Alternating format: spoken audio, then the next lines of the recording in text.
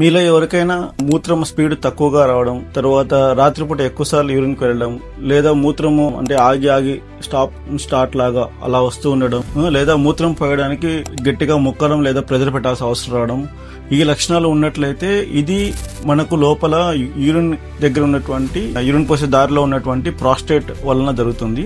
So ఇది పెద్దగా అవడం వల్ల ఇటువంటి లక్షణాలు వస్తాయి. సో దీని వల్ల అది ప్రాస్టేట్ పెద్దగా ఉన్నదని మెడికల్ టర్మ్ లేదా మెడికల్ పరిభాషలో మనం బినైన్ ప్రాస్టేటిక్ హైపర్ప్లాసియా అంటాము, బీపీహెచ్ అంటారు సింపుల్ గా. సో ఇటువంటి సమస్య ఉన్న వాళ్ళకి జస్ట్ మనం ఒక స్కానింగ్ మరియు యూరోఫ్లోమెట్రీ అంటాం లేదా స్పీడ్ టెస్ట్ అంటాం.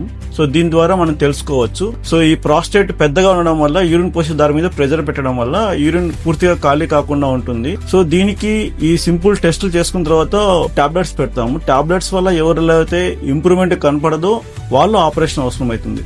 అంతేకాని అందరికీ ఆపరేషన్ అవసరం ఉండదు. లేదు టాబ్లెట్స్ వాడుతున్నా కానీ మనకు యూరిన్ సరిగ్గా రాకపోయి లోపల యూరిన్ స్టాక్ ఎక్కువ ఉండడం ఇలా జరిగితే ఇటువంటి వాళ్ళకి ఆపరేషన్ అవసరం అవుతుంది. ఇలా మా దగ్గరికి ఒక పేషెంట్ యూరిన్ సరిగ్గా పోయలేకపోయారు. లోపల స్కానింగ్ చేసి చూస్తే చాలా ఎక్కువ యూరిన్ ఉన్నింది, అంటే మోర్ దాన్ 500 ml అనమాట, అర లీటర్ వరకు యూరిన్ ఉన్నింది. సో ఆయనకు పైప్ వేసి యూరిన్ బయటకు తీసి టాబ్లెట్స్ పెట్టి చూసాము.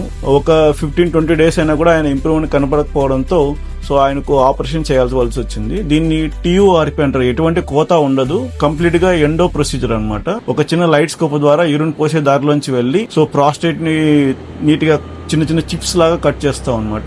దాన్ని తీసేస్తాం. తర్వాత ఒక యూరిన్ పైప్ పెడతాం. ఒక 2 days తర్వాత తీసేస్తాం. సో ఈ విధంగా టాబ్లెట్స్ తో అయితే ఎవరైతే ఇంప్రూవ్మెంట్ కారో వాళ్ళకి ఈ విధంగా సర్జరీ ద్వారా చేస్తాము. పేషెంట్ తర్వాత ఈజీగా వాయిడ్ చేశారు. Thank you.